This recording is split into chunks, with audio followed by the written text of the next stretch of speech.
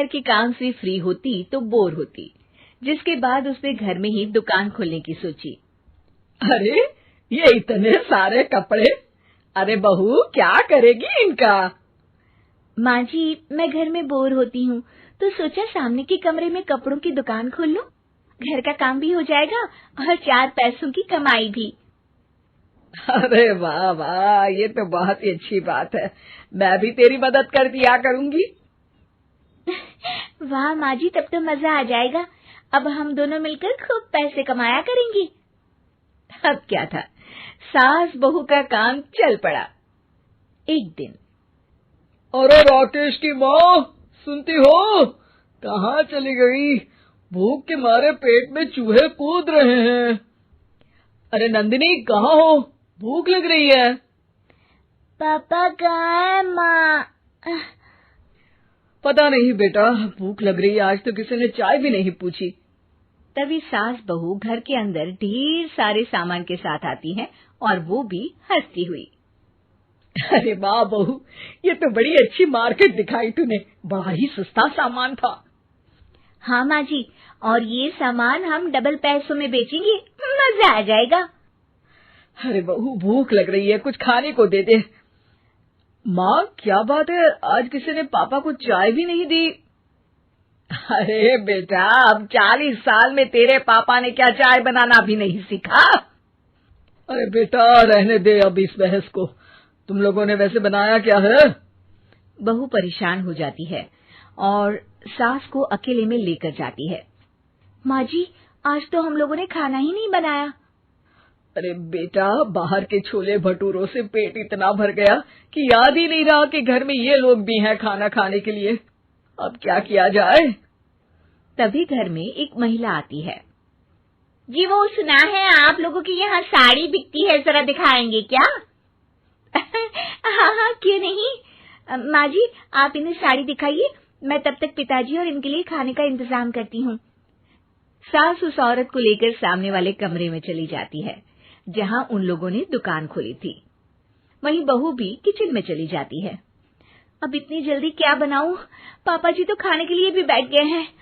Idea, मैं खाना बाहर से ही ऑर्डर कर देती हूँ। थोड़ी देर में खाना आ जाता है और बहू टेबल पर खाना लगा देती है। हे भगवान, कितनी कड़वी दाल बनाई है बेटा।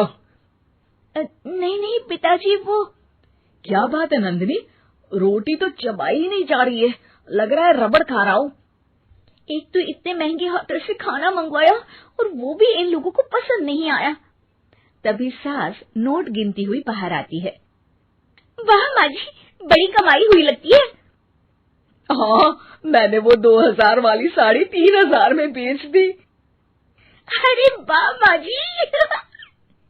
दोनों सास बहू बहुत खुश हो जाती हैं।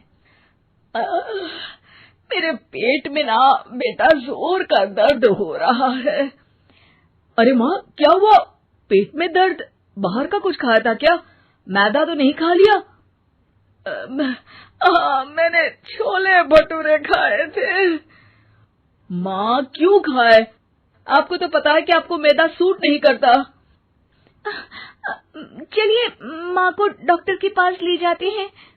तभी अंदर से पापा की आवाज आती है। हे भगवान, मेरा तो पेट खराब हो गया। सब पिताजी के पास जाते हैं। पिताजी, आपको क्या हुआ? खाना बासी था शायद।